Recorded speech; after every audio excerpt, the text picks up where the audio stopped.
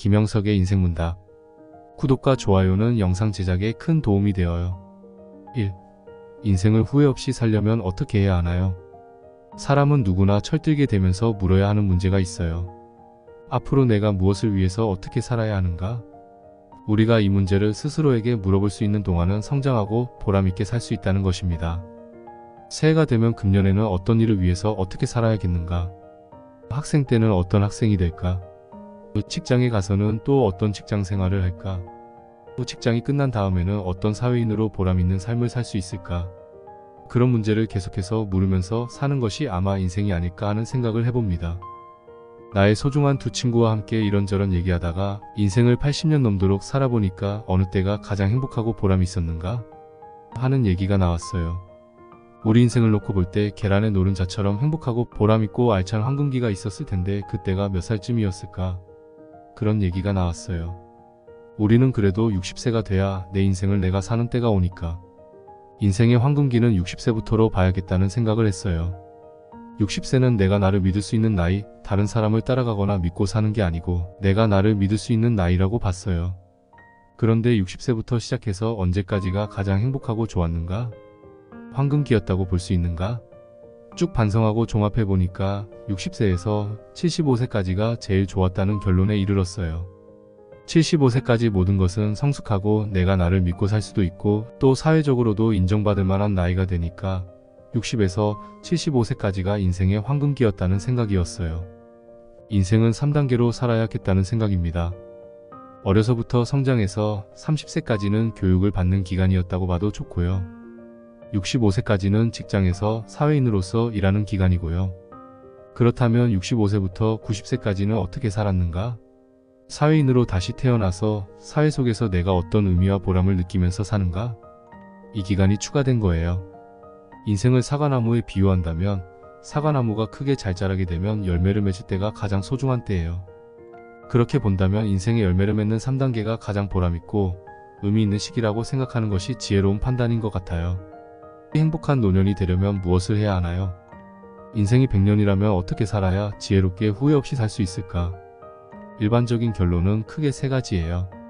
첫째, 60세가 넘으면 무조건 공부해라입니다. 내가 나를 정신적으로 키우고 성장해야 하니까 공부하라는 거예요. 60세 이후에는 지금까지 못했던 공부를 다시 시작하라는 뜻이 하나 들어가 있고요. 다른 하나는 60세 이후에는 독서를 많이 하라는 뜻이 또 있어요. 내 인생을 살찌우기 위해서, 남은 여생을 보람있게 살기 위해서 지식이나 생활 내용을 풍부하게 공부해야 해요. 두 번째는 절대로 놀지 말라 해요. 노는 사람은 인생을 잃어버리고 일하는 사람은 인생의 열매를 거둘 수 있어요. 봉사활동도 해도 좋고 무슨 일이든 좋으니 일해야 해요. 봉사활동을 통해 내가 더 보람을 느끼고 행복해져요. 90세가 되기 전에는 나 늙었다 하는 생각을 절대로 가질 필요가 없어요. 90쯤 돼서 나 늙었다고 하면 그건 인정합니다.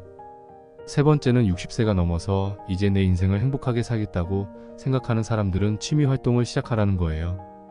앞으로 주어지는 세월을 아무 준비도 없이 지내면 결국은 공허한 삶을 살 수밖에 없어요. 그러나 이 세 가지 중 하나라도 계속한 사람은 보람과 행복을 누리고 자녀들로부터 존경을, 이웃과 더불어는 즐거움을, 사회적으로는 고마움을 받으면서 살 수 있습니다. 정신은 언제부터 늙는가? 생각해보면 사람의 정신력은 좀처럼 늙는 게 아니라고 생각해요. 물론 50대쯤 되면 기억력이 약화돼요. 그 대신 사고력이 올라가는 거예요. 사고력은 기억력보다 소중해요. 그래서 사람은 60세가 넘으면서 큰일을 하게 되는 거예요. 나이가 들어서 리더가 되는 것은 기억력은 멈춰지더라도 사고력, 창조력이 확장되기 때문에 가능한 거예요. 내가 경험했으니까 분명히 말씀드릴 수 있는데 노력하고 잘 준비하면 신체가 늙는다고 해서 정신력까지 늙는 것은 아니에요. 나의 정신력은 내가 더 많이 키울 수 있다고 보는 거예요. 의사나 과학자들 가운데 인생을 길게 보는 사람들에 의하면 뇌의 기능은 좀처럼 늙지 않는다고 해요. 일은 왜 하는 걸까요? 요즘 젊은이들은 바짝 돈을 모아서 40세에 은퇴하는 게 꿈이라고들 합니다. 일은 왜 하는 걸까요? 돈이 많으면 일을 안 해도 될까요? 오랜 세월 동안 왜 일을 하느냐고 물으면 돈이 필요해서 돈을 벌기 위해서라고 대답했습니다. 하지만 돈 때문에 일하는 인생은 접어놓고 무슨 일이 더 보람있나? 무슨 일이 더 가치 있나? 일의 가치를 찾아서 사는 쪽으로 내 인생을 좀 바꾸자고 생각을 했습니다. 그렇게 생활하니까 두 가지 큰 변화가 생겼습니다. 첫째는 돈 때문에 일하고 직장 생활을 할 때는 항상 피곤하고 고달팠어요. 그런데 일의 가치를 찾아서 일을 즐기기 시작하니까 일이 그렇게 행복할 수가 없어요. 같은 일을 해도 더 하고 싶고 더 즐겁고 더 많은 일을 할 수가 있어요. 일에서 행복을 찾는다는 것을 비로소 그때 느꼈습니다. 그 다음에 두 번째 변화가 왔는데 수입을 위해서 일할 때는 일이 수입과 더불어 끝나요. 그런데 일의 가치를 찾아서 일하니까 일이 일을 더 많이 만들게 되었어요.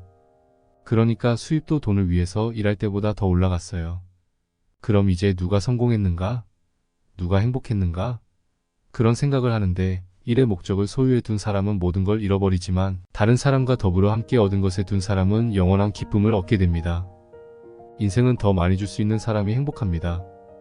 더 많은 사람에게 주는 것까지가 내가 내 인생을 완성하는 길이에요. 행복이란 무엇인가요? 마라톤 경기를 뛰는 사람이 행복해지기 위해서 뛰는 경우는 없어요. 우선 최선을 다해서 달려야겠다. 그래서 1등을 하겠다. 그때 내가 상을 받는다. 내가 참 노력 많이 했더니 행복해졌다. 다른 사람들도 나한테 고맙게 생각해준다. 그게 행복입니다. 행복은 목적 개념이라기보다는 인간답게 살았을 때, 내게 주어진 책임을 다했을 때 주어지는 느낌.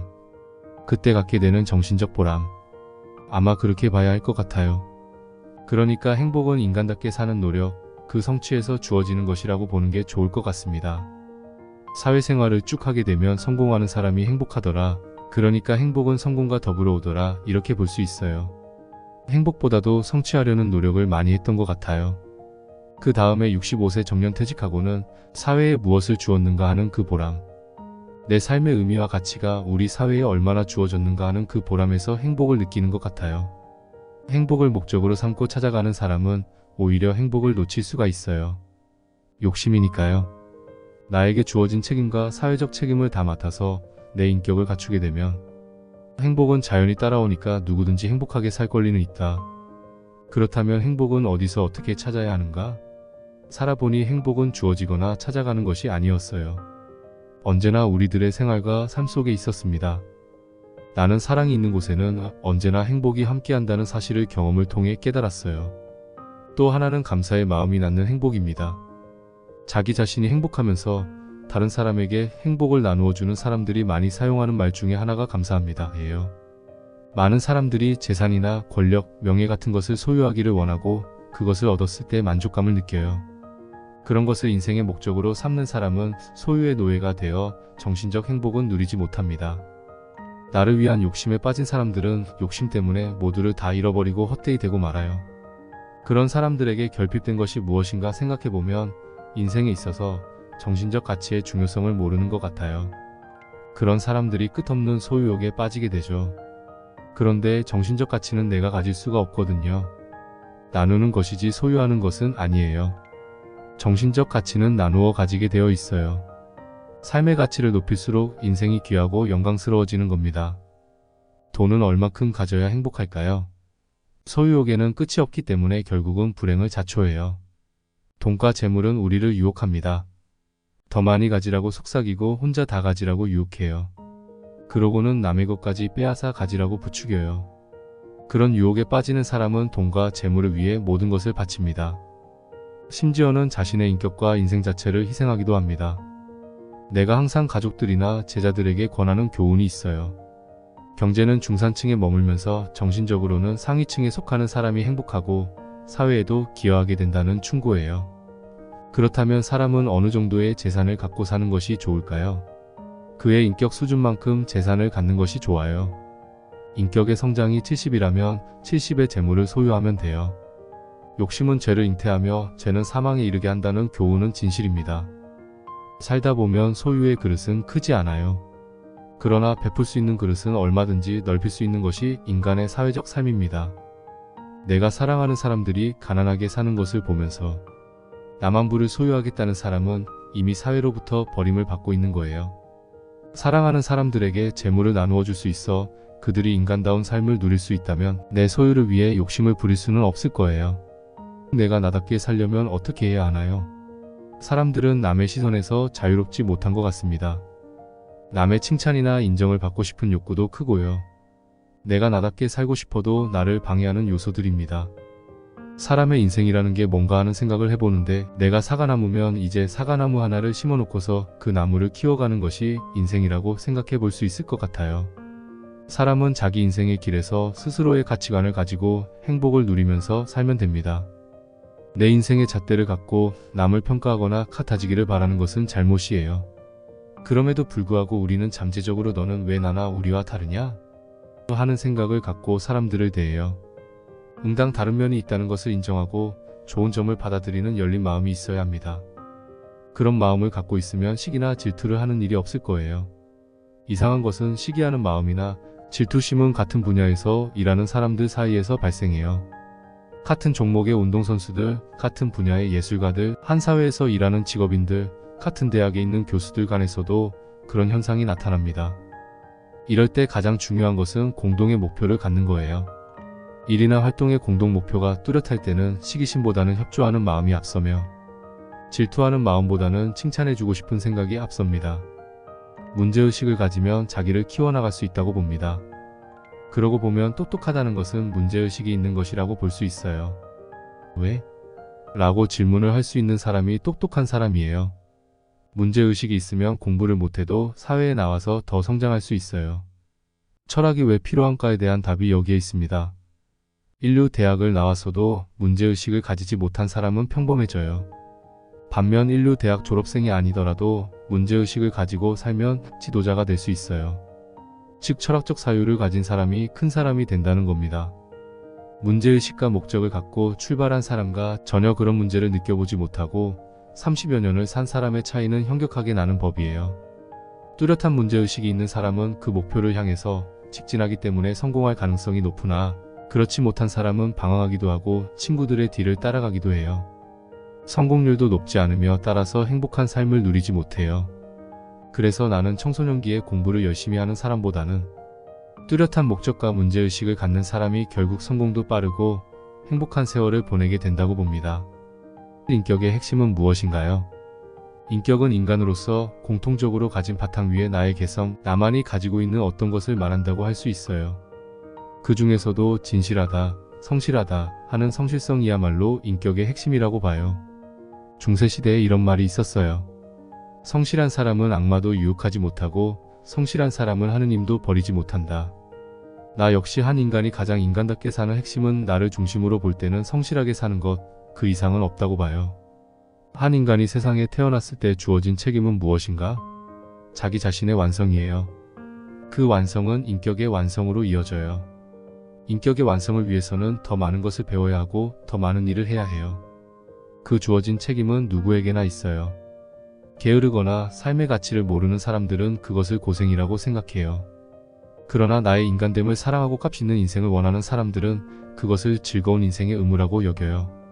같은 여건을 갖고도 적개심을 갖는 사람이 있고 더 어려운 조건에서도 적개심을 갖지 않는 사람이 있어요. 원수를 맺는다는 것은 양쪽이 다 부족했을 경우의 사태입니다. 높은 인격을 갖춘 사람은 낮은 수준의 인격을 가진 사람을 원수로 보지 않습니다. 내 인격을 그와 같은 위치로 격화시키고 싶지 않아서예요. 공동체 속에서 이뤄지는 인격의 핵심은 무엇일까요? 공자는 인간관계의 핵심을 어진 마음, 즉 인이라고 봤어요. 어진 관계를 가지고 살자는 거죠. 논어를 보면 선하고 아름다운 인간관계에 대해 가르쳐주고 있습니다. 반면에 석가는 인간관계는 자비심을 가지고 사는 것이라고 봅니다. 기독교에서는 인간관계의 핵심을 사랑이라고 봐요. 그렇게 본다면 인격을 키울 수 있는 바탕과 인격을 파괴하는 것의 경계선이 하나 생기게 되는데 바로 이기심입니다. 따라서 이기주의자는 인격을 갖출 자격이 없어요. 결국 인격의 핵심이 뭐냐고 묻는다면 나에게 있어서는 성실하게 사는 것, 그리고 이웃에 대해선 사랑을 가지는 것이라고 할 수 있습니다.